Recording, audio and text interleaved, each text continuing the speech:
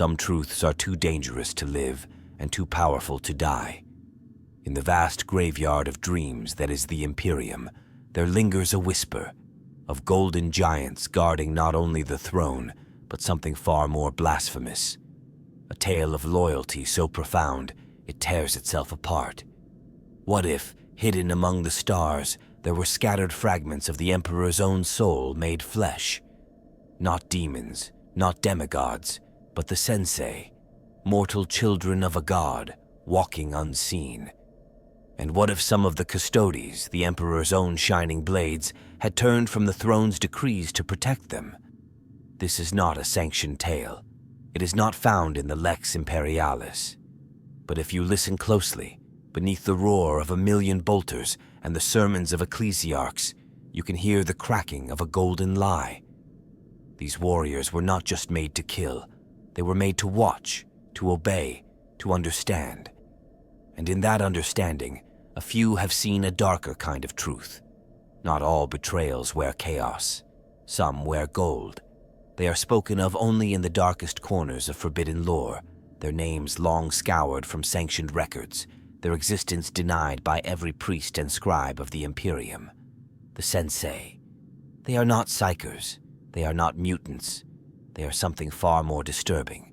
The alleged offspring of the Emperor himself, born of mortal women across millennia. If such a claim were ever proven, it would shake the very core of the Imperium's faith. For to admit the Emperor had mortal children would be to humanize the divine, to blur the lines between man and God in a regime where such heresy is punished with fire. And yet the idea lingers, stubborn as a gene seed flaw. The Sensei are said to be immortal, ageless, and immune to the corrupting touch of the warp.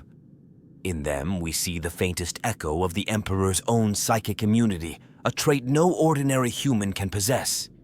Unlike the Space Marines, they are not engineered. Unlike the Primarchs, they are not forged in labs of divine science.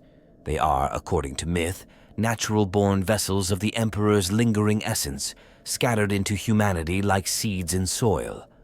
Most do not even know what they are. They live, wander, suffer, die. Only a rare few awaken to their strange immortality and latent power. What's haunting is not merely the possibility that they exist, but that they were meant to. There are stories, not in the holy texts, but in the oldest vaults of forbidden lore, that the Emperor foresaw his death, that he planted the Sensei as contingency, not as replacements, not as avatars, but as keys. A final gambit in the long war against chaos, a way to cheat oblivion when all else failed. They are not chosen warriors. They are chess pieces the Emperor hid even from his inner circle. The ecclesiarchy, of course, deems this blasphemy. The Emperor is a god. Gods do not sire children. But the early imperial truth rejected the concept of gods outright. The Emperor never called himself divine during the Great Crusade. To him, such myth was poison. Could he have created the Sensei precisely to preserve that rational legacy long after religion drowned it? If the Sensei are real, the implications are horrifying and miraculous. Each one could be a seed of a future emperor, or a component in a ritual the Emperor long ago prepared. The Star Child theory suggests that their deaths, or perhaps their union, might birth a new psychic entity in the warp, the next stage of the Emperor's being. A reincarnation, but not of flesh, of spirit. This would make the Sensei more than sons. It would make them sacrificial lambs in the most sacred and terrible of plans. Why, then, would anyone protect them? Because perhaps someone knows, or remembers, or was told. Imagine being one of the few entities in the galaxy who comprehends what they are and what they must become. A rare custodian, burdened with knowledge passed down from the days of unification, might see in the Sensei not heresy, but hope.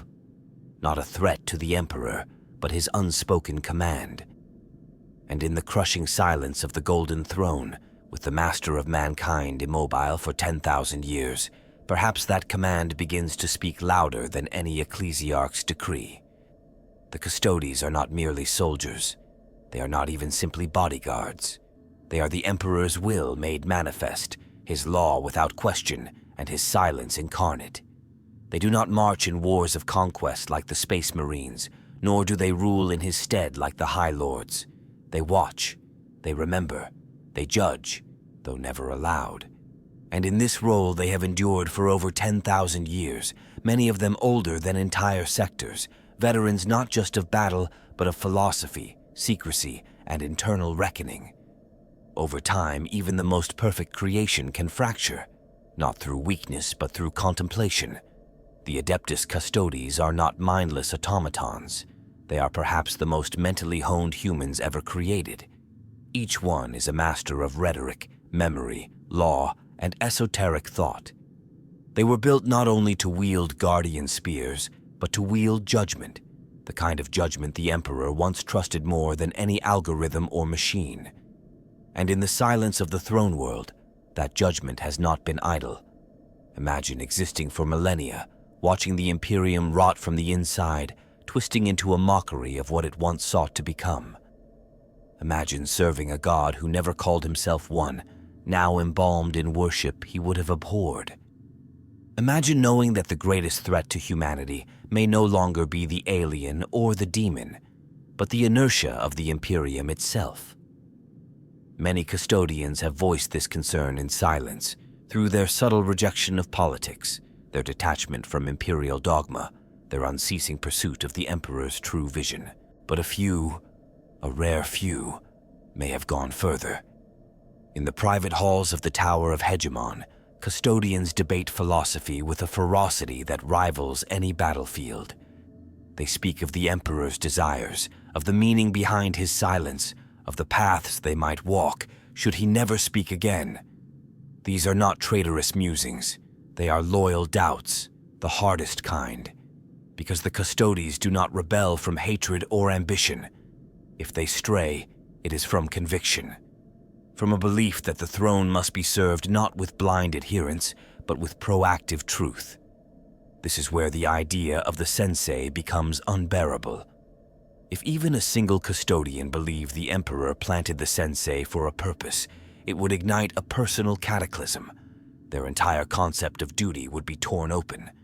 Protecting the Emperor has always meant shielding his body, but what if it means nurturing his soul instead? What if the Emperor's will is no longer centered on the Golden Throne, but dispersed among forgotten children, scattered through time? Such a belief could not be spoken, not even in whispers.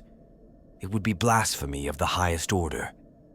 But within the mind of an eternal warrior who has seen the Emperor fall, who has stood in the ashes of his dying dream, who has judged billions for lesser crimes, the silence of the throne might begin to sound like permission.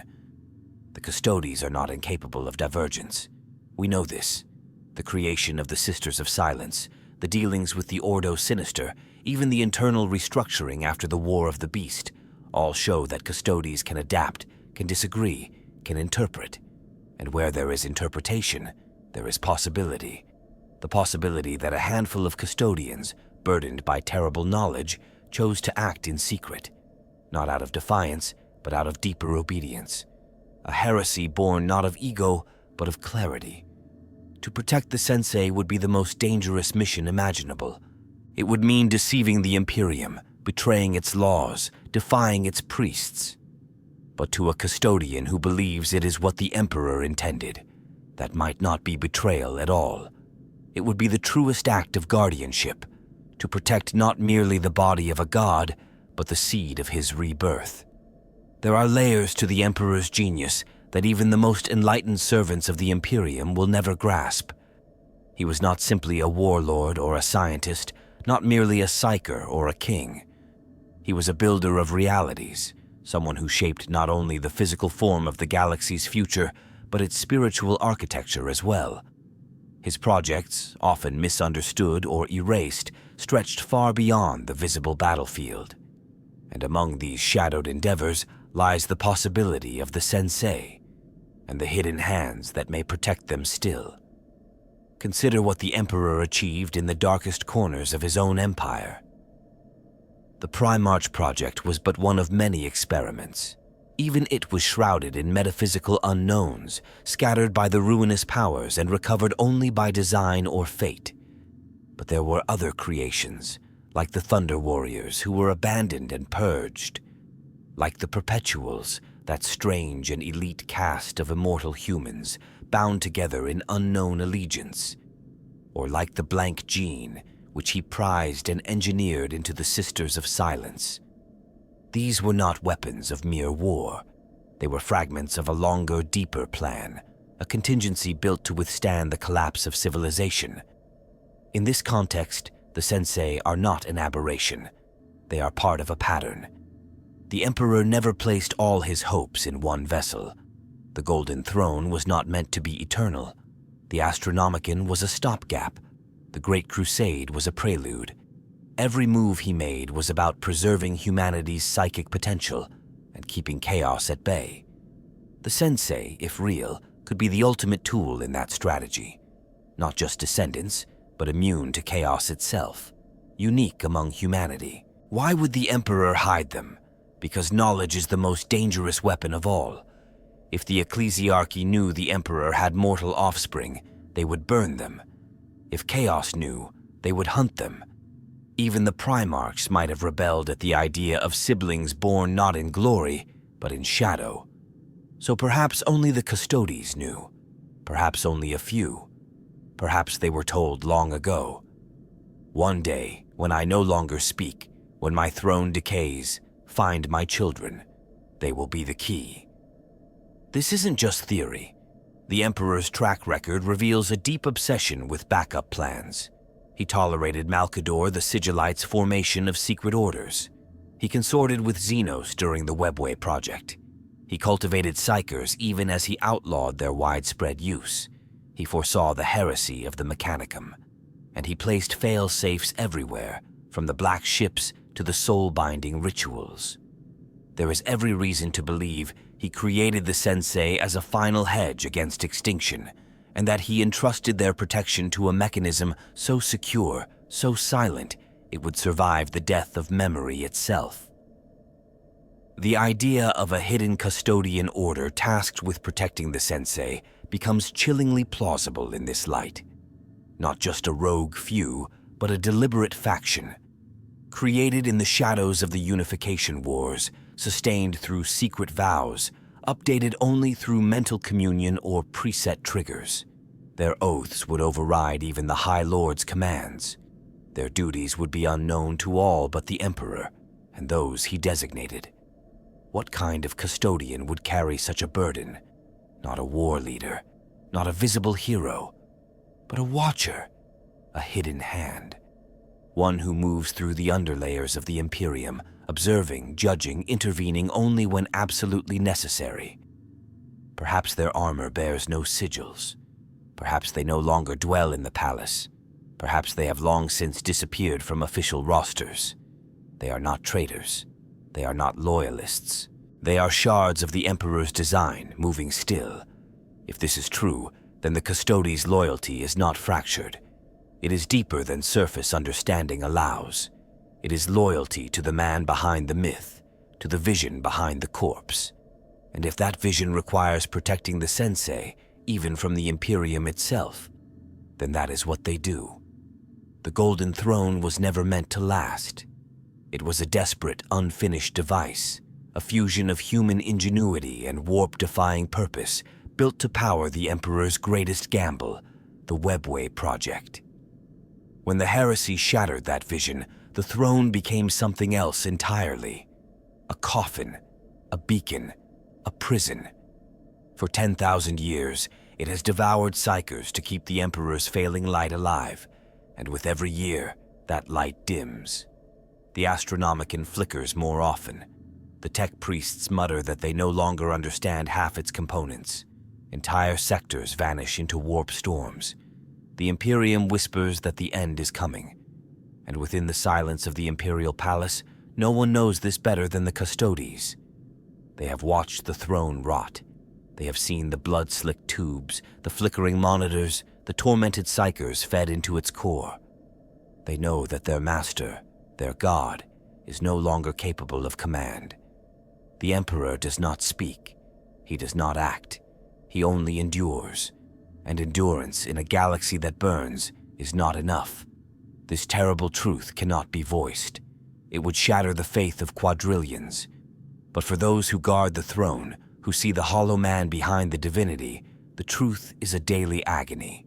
The Emperor is dying, not of flesh, but of purpose. And that dying is not slow. It is exponential. The ecclesiarchy, blind and fervent, believes the throne is eternal.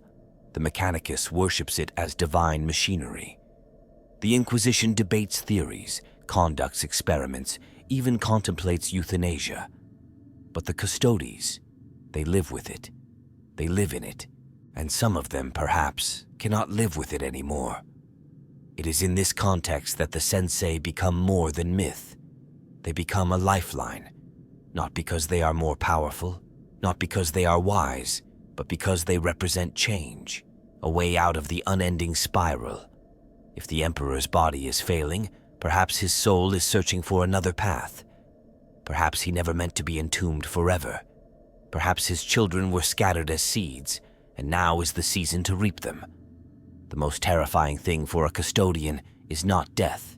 It is irrelevance. It is guarding a throne that no longer speaks, protecting a plan that has failed. And in that void, belief becomes action. If even a whisper reaches a custodian, a message encoded in an ancient protocol, a dream seen through the Emperor's own psychic imprint, or a revelation born of meditative communion, that the Sensei are to be protected, it would not be dismissed. It would become law. And yet, this law would have to be executed in secret. The High Lords would never understand. The Inquisition would purge the custodian for heresy. The ecclesiarchy would burn 1,000 worlds, so the custodian would act alone, or in hidden circles, using untraceable assets, disguised among shadows, watching, waiting, nudging the Sensei toward survival. This is not rebellion. It is desperation, the kind born of a love so absolute it cannot watch its object wither. To protect the Emperor's dream, they may have to abandon the Emperor's corpse. And so, while others kneel before the throne and call it holy, these hidden custodians move among the stars, seeking not a relic, but a resurrection. The Emperor may never speak again. But if he planted the Sensei as his final voice, then those who truly serve him must listen with more than ears. They must act with faith no longer in words, but in will. The will to betray the Imperium in order to preserve its soul. There is a part of the Imperium that even the Adeptus Custodes regard with unease, a place where silence takes form and horror is draped in regal gold. The Ordo Sinister. Created in the darkest days of the Horus Heresy, these psycher-manned titans were not engines of war, but cataclysms on legs. They carried atop them twisted parodies of the Emperor's face, and within them, bound psychers fused into collective psychic monstrosities. They were made not to fight the enemy, but to dominate reality itself, to terrify the warp. And the Custodes know them, for they were present when the Ordo Sinister was formed, and they have never fully turned their gaze away. The Ordo Sinister operates outside the hierarchy of the Collegia Titanica. Their existence is not formally denied, but neither is it explained. Most Imperials do not even know they exist. Their movements are unpredictable, their command structure unknown. But what is certain is this: the Ordo Sinister was the closest humanity ever came to deploying a psychic weapon equal to the Dark Gods themselves. And they have never been fully decommissioned.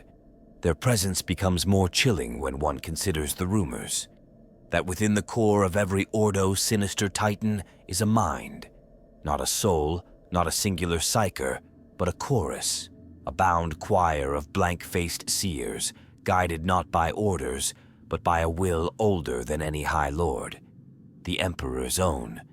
The Custodes would have seen these constructs from within.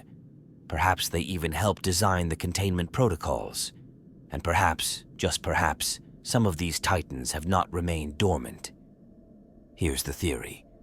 What if some Ordo Sinister titans are not simply war machines, but psychic vaults? What if they are used to locate, identify, and suppress nascent Sensei across the galaxy? Or worse, what if they are their sanctuary? A custodian who believed in the Sensei would never trust the Ecclesiarchy, nor the Inquisition, nor even the other branches of the Adeptus Terra. But a Titan that operates beyond conventional oversight, one encoded with protocols set by the Emperor himself, might be trusted.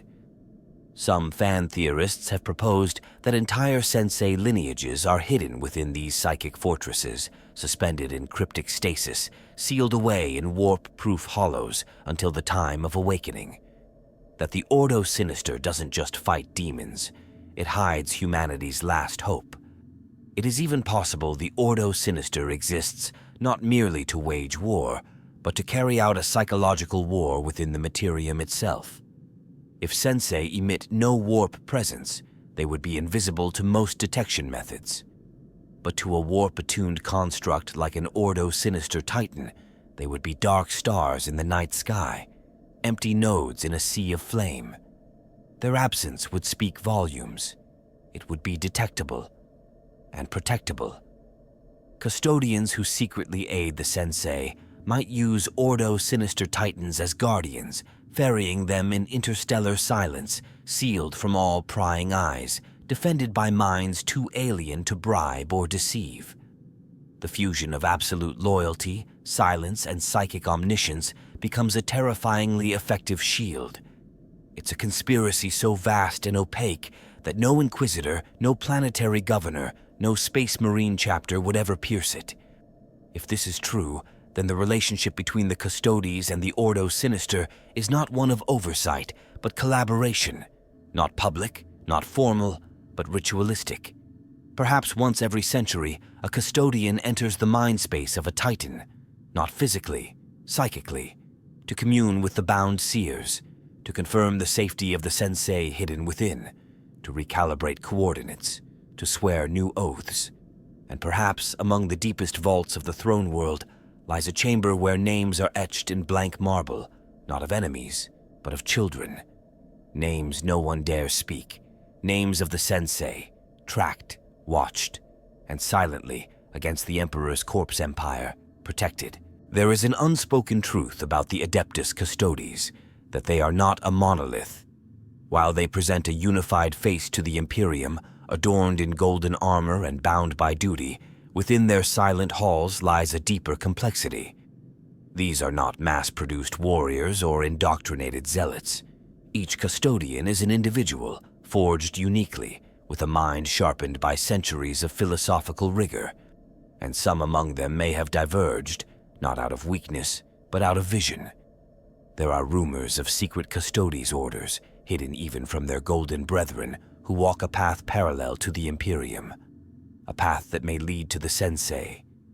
These orders, if they exist, would not have names known to the Administratum. They would not carry titles like Shield Captain or Tribune. Instead, they might be called by silent designations passed only through ancient psychic resonance, codes bound to the Emperor's will, triggered only under precise conditions. Such orders would not recruit. They would awaken. A custodian might serve centuries in loyal service before receiving a vision, an encoded dream, a memory not his own, and in that moment become something else. A silent guardian of a secret truth. These divergent orders could be as old as the Great Crusade itself, relics of the Unification Wars formed when the Emperor's long game was still being shaped. Imagine a conclave of Custodes not formed for war, but for shepherding, for preservation, for contingency. While most Custodes guarded his palace, these few might have been sent out, far from Terra, to track the bloodlines of the Emperor, to prepare for a future no one was allowed to understand. Their duties would be invisible. They would not command armies or write histories.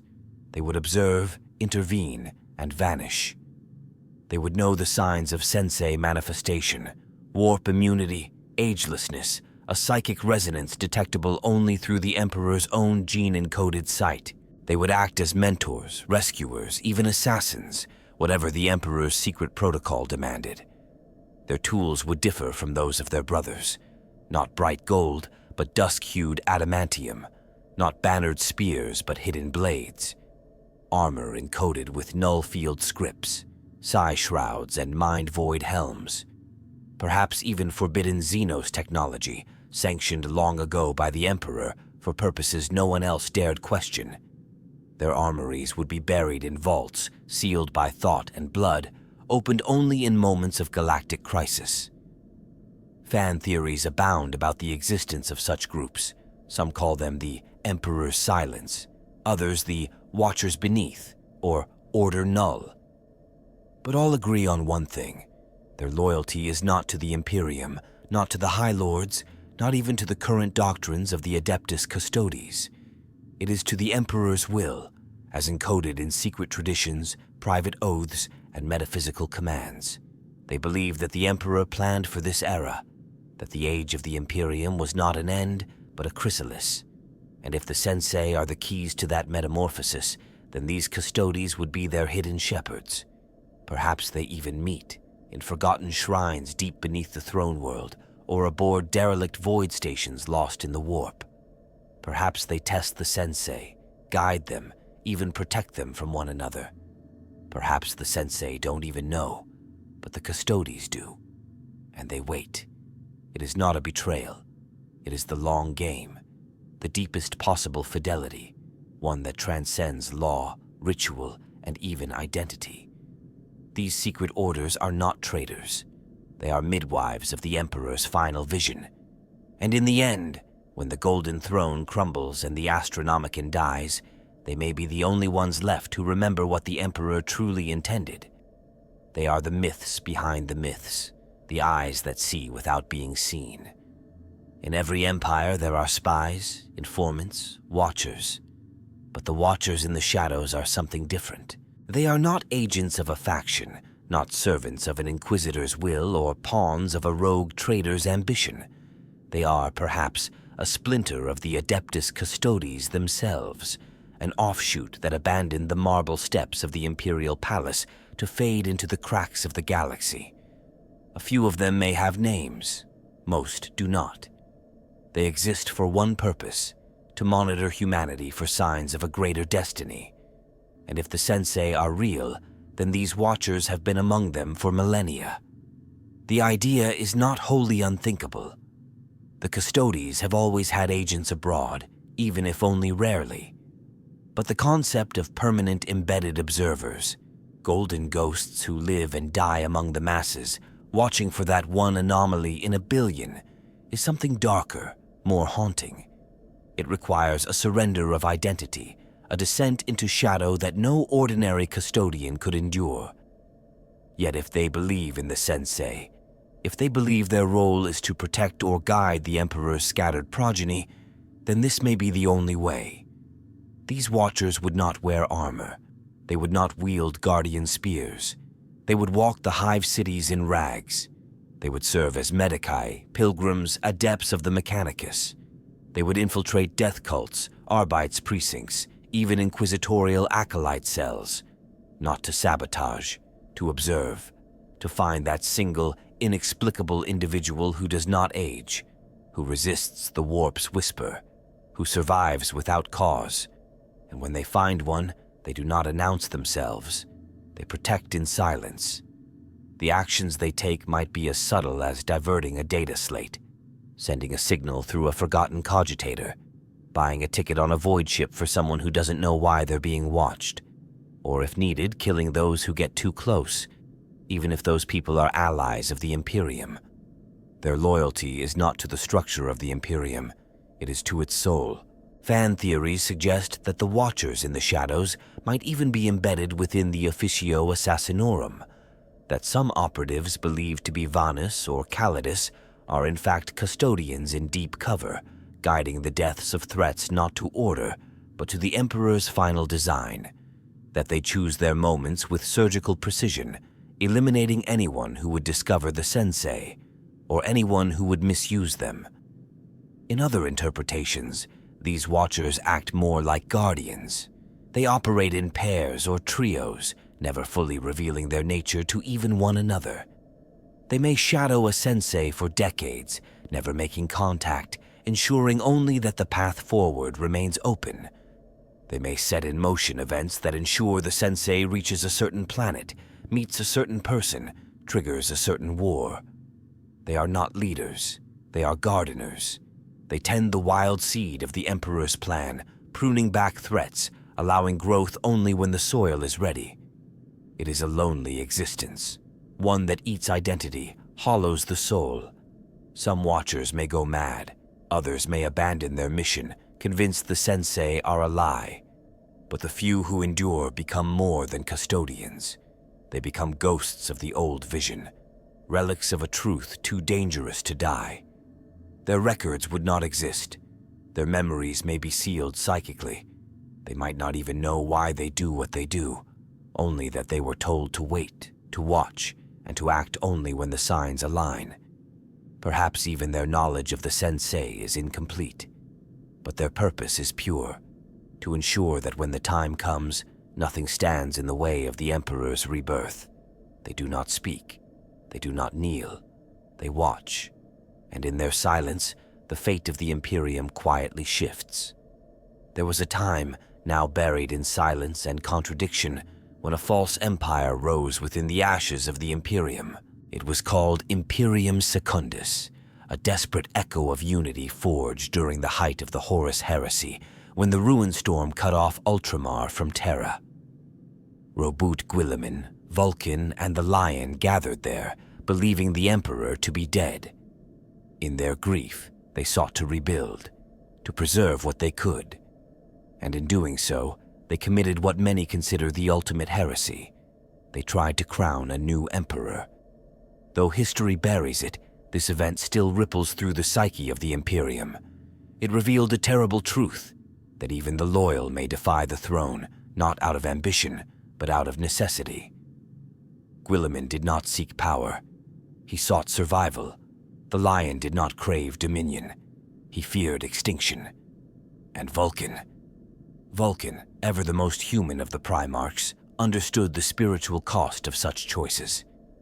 Imperium Secundus was not a rebellion. It was a wound, the raw scream of loyalty forced to disobey. For the Custodes who remember everything, the shadow of Imperium Secundus looms large.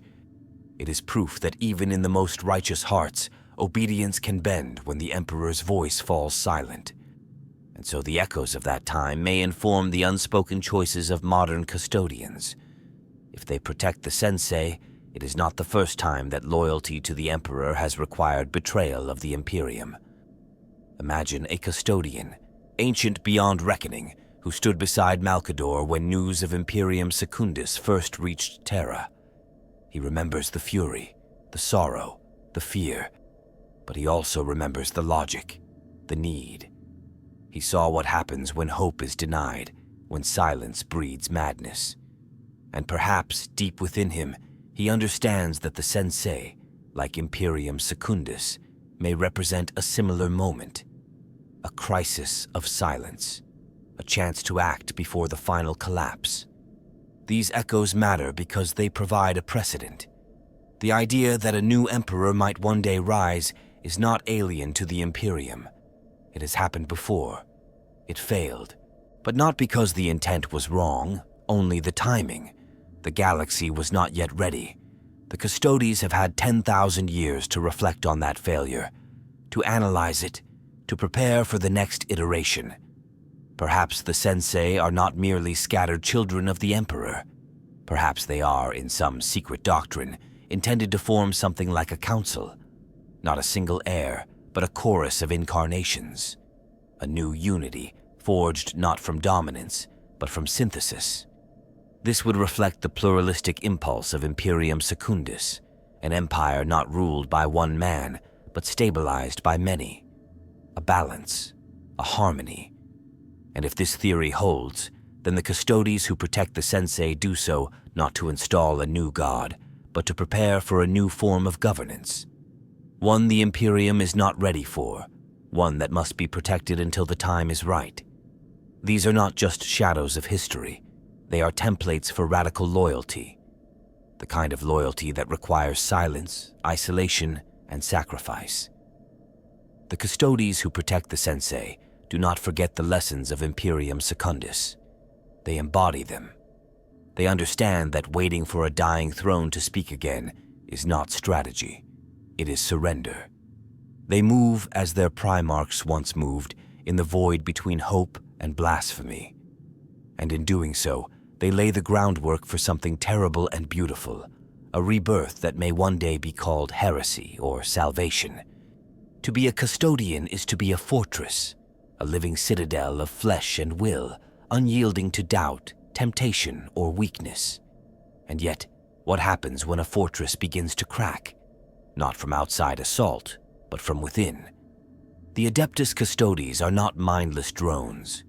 They are hyper-intelligent, spiritually resilient beings who have served the Emperor longer than some civilizations have existed. But even the strongest mind can fracture under the weight of time, memory, and silence, especially when that silence hides a terrible truth. Imagine being one of them. You have stood before the Golden Throne for 9,000 years. You have listened to a dead god breathe in broken rhythm. You have watched the Imperium twist into a parody of his vision. You have killed for laws he never made. And then, something shifts. You see a man who should be dead. You meet a woman who has lived 300 years without aging. You sense, just faintly, the absence of the warp where it should roar.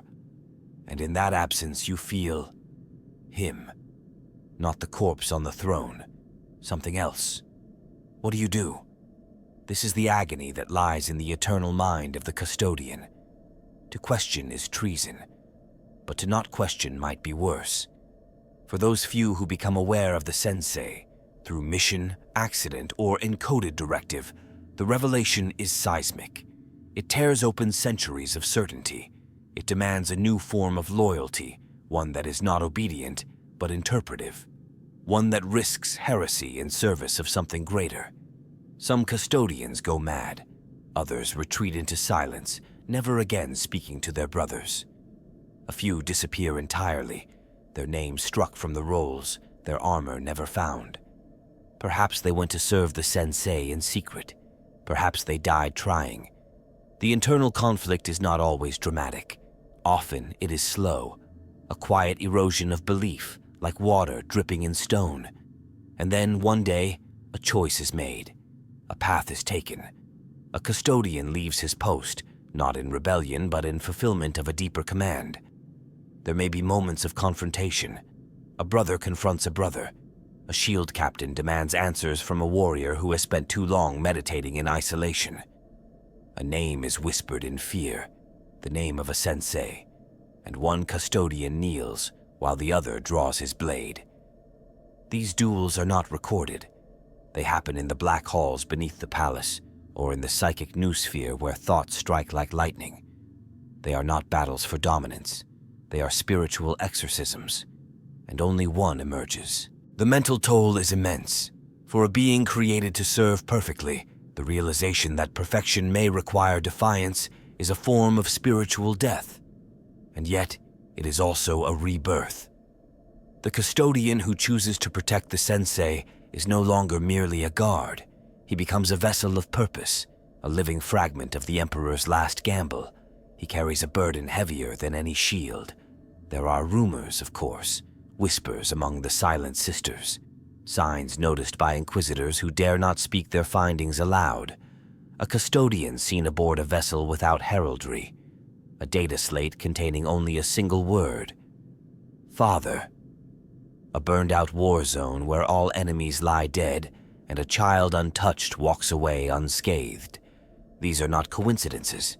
They are cracks in the armor of the Imperium, signs that somewhere the eternal minds of the Custodes are making choices far beyond what any throne-bound priest dares imagine. They are thinking, judging, choosing, and in those choices, the galaxy may one day be remade. There is a whisper in the dark corners of forbidden theology, a blasphemous hope buried beneath centuries of dogma.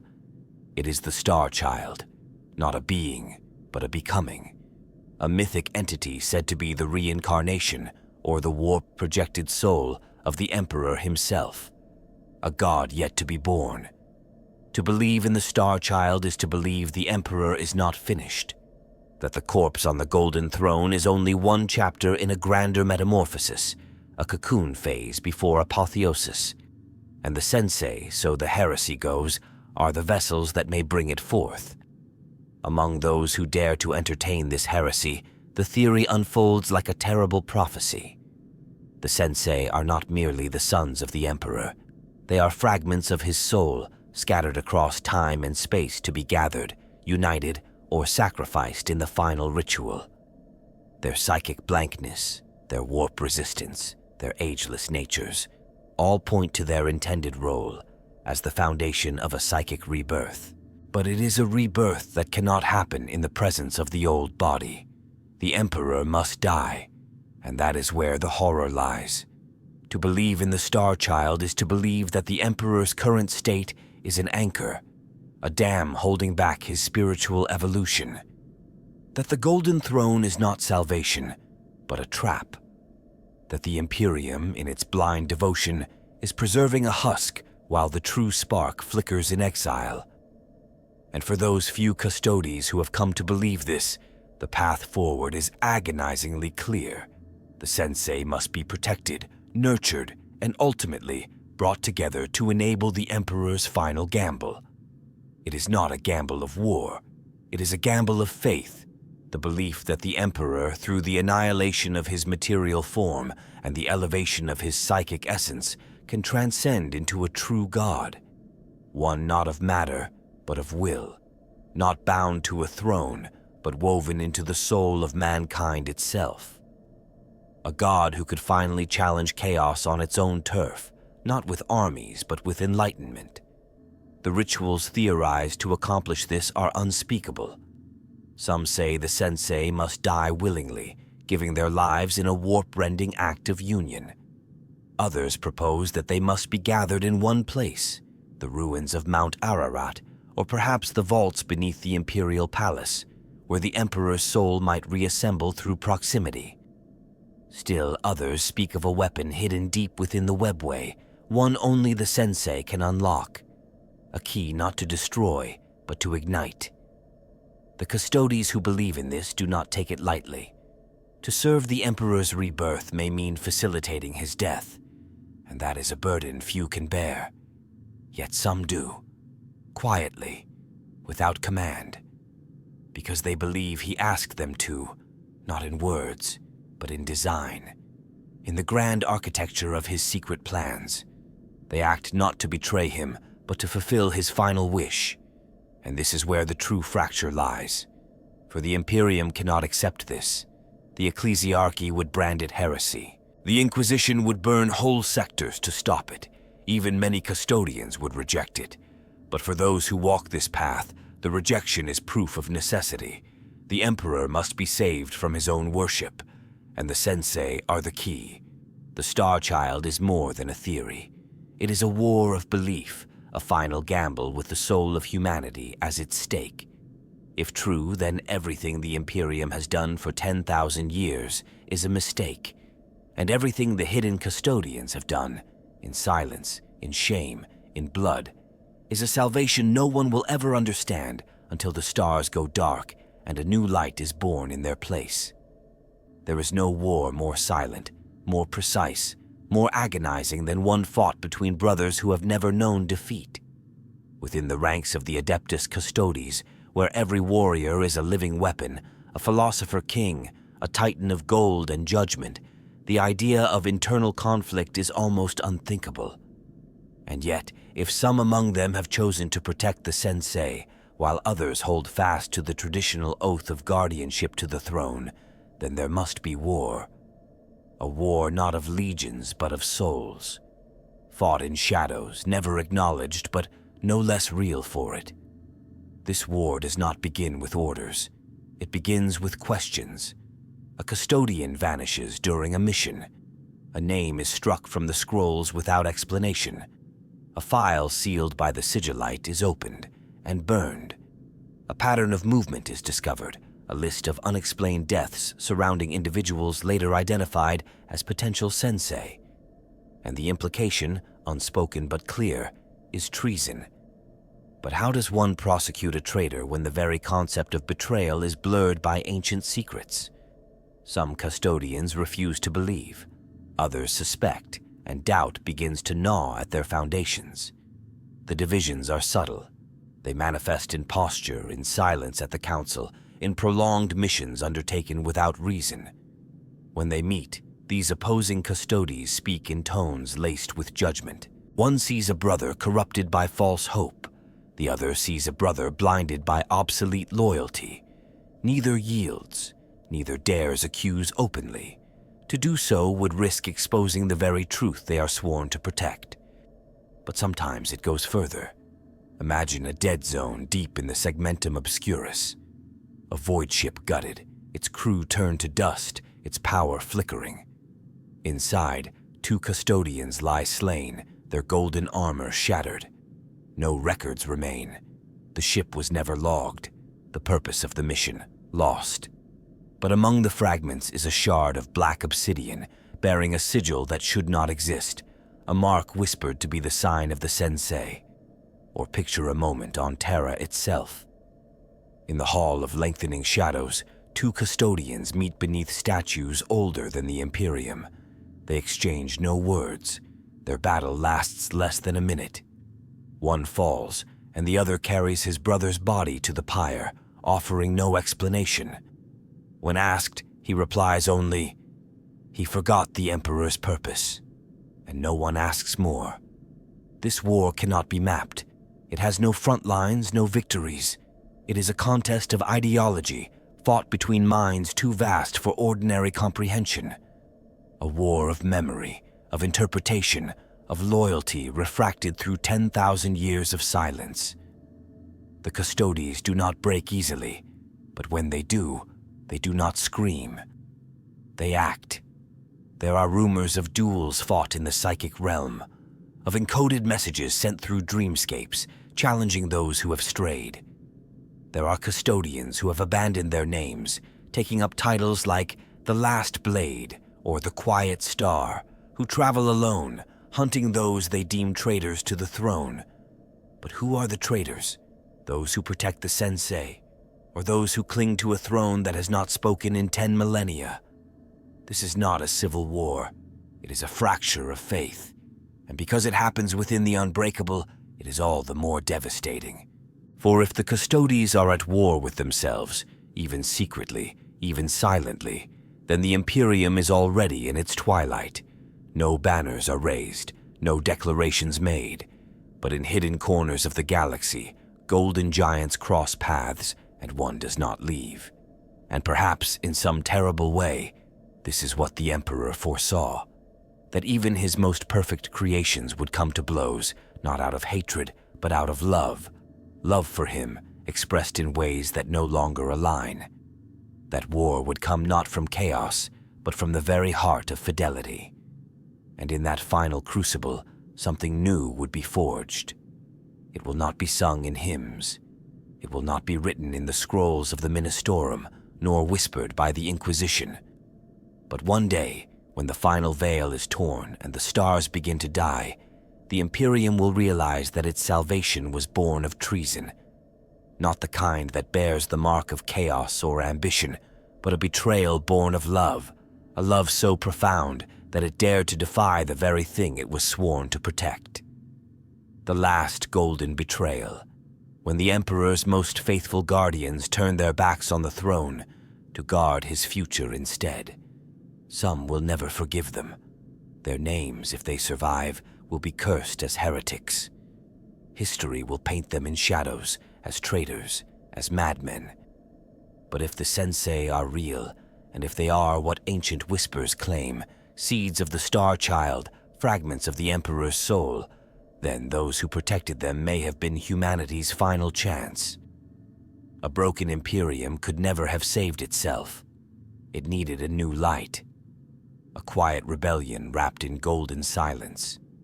The Custodes who chose this path walked willingly into oblivion. They gave up everything, their names, their rank, their home, their brothers. They walked the stars alone, invisible guardians of impossible hope. Some died never knowing if they were right. Some watched their sensei perish before they could fulfill their purpose. Some may have seen the signs, the alignment of omens, and acted in ways no historian will ever understand. And yet, their story, however buried, is the truest form of loyalty. Not the blind obedience of the ecclesiarchy, not the institutional dogma of the High Lords, but a personal, soul-rending fidelity to the man who was once the Emperor, to his vision, to his secret, final command. It was a loyalty that defied law, that looked upon the crumbling throne and saw not blasphemy, but inevitability. What happens next is unknown. Perhaps the Sensei will fail. Perhaps the Star Child is a lie, and the Emperor's last plan died with him. But perhaps not. Perhaps the Emperor's final victory will come not in thunder but in silence, in the rebirth of something gentler, purer, hidden for millennia beneath the rage and fire of the Imperium. And when that day comes, when the last battle is fought, not with blades but with belief, when the corpse god is no longer worshipped but understood, we will remember them. The silent ones, the watchful ones, the Custodes who chose to guard the future, even if it meant betraying the past. The last golden betrayal will not be mourned. It will be the moment humanity began again. There is a moment, not on battlefields, not in war councils, but in the minds of those few custodians who stand upon the edge of belief, when silence becomes unbearable. This is not the silence of contemplation or duty. It is the silence of absence. The Emperor no longer speaks. The throne no longer pulses with command. And in that vacuum, every custodian who suspects the truth about the Sensei is forced to face an even greater horror, that there may be no return, that this is not a detour in his will, but the final road. For those who have chosen to protect the Sensei, this realization is not a victory, it is despair. Because the deeper they go, the more they understand. The Emperor is not coming back, not in the form they remember, not in the language of orders or visions.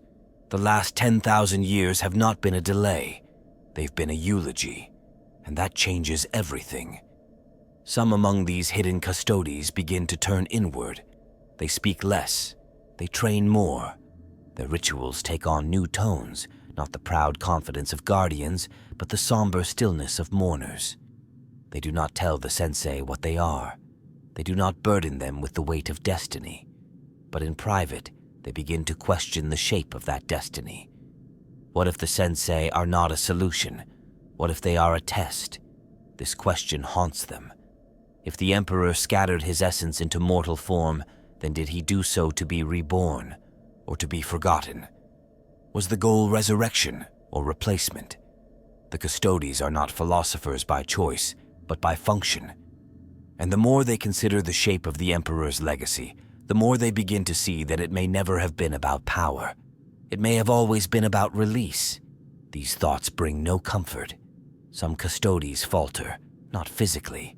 Their bodies remain perfect. But inside, something breaks. They begin to doubt not the mission, but themselves. Are they the right hands for this work? Can beings forged for obedience truly nurture freedom? The Sensei are not warriors. They are not rulers. They are people, strange, unkillable, unknowable, who walk the galaxy in ignorance of their heritage. How does one protect what does not want protection? How does one guide without ruling? This crisis of purpose leads to a schism even among the hidden custodians. Some believe the Sensei must be gathered, taught, transformed. Others argue for distance, that any interference taints the plan. One custodian, known only in myth as the Lantern Bearer, is said to have betrayed his oath by revealing the truth to a Sensei child on the world of Kilabor Prime. That child died days later, not by enemy fire, but by suicide, overwhelmed by the revelation. The Lantern Bearer was never seen again. Some say he destroyed himself. Others say he walks in shame, protecting Sensei from afar but never again speaking. This tragedy reshapes the methods of the remaining Custodes. They move more carefully now. Some go so far as to erase their presence from the minds of those they protect. Using ancient warp-silencing tech or gene-altering nanites, they cloak their influence even from memory. A sensei may live an entire life believing themselves orphaned, when in truth they were cradled from afar by a hand too fearful to be seen. It is in this crucible of doubt and devotion that the hidden custodians reach their final form, no longer warriors, no longer loyalists, no longer agents. They become something older, something sacred. They become witnesses. Witnesses do not act unless all other paths have failed. They do not teach unless the soul is ready. They do not kill unless the stars demand it. They walk among ruins, libraries, the forgotten corners of ancient archives. They whisper only when the world is quiet. And to a sensei who is ready, truly ready, they offer not salvation, but a choice. This is the culmination of all they have endured, not to create a new emperor, not to rebirth the Imperium, but to give the sensei what the emperor never had: freedom. That, perhaps, is the true meaning of the Star Child. Not a god reborn, but a god relinquished. A soul divided so it could be free of destiny, free of worship, free to shape humanity not through control, but through example. And if that is true, then the Custodes who protect the Sensei are not merely betrayers of the throne. They are redeemers of its silence. They are the last to kneel, and the first to stand. If you've made it this far, brother or sister of the Grimdark, thank you. If this story stirred something in you, a whisper of hope, a glimmer of heresy, a breath of star-born truth, then join us. Like, share, subscribe. The lore lives because we live it. Until the next vision, may your loyalty be true and your defiance golden.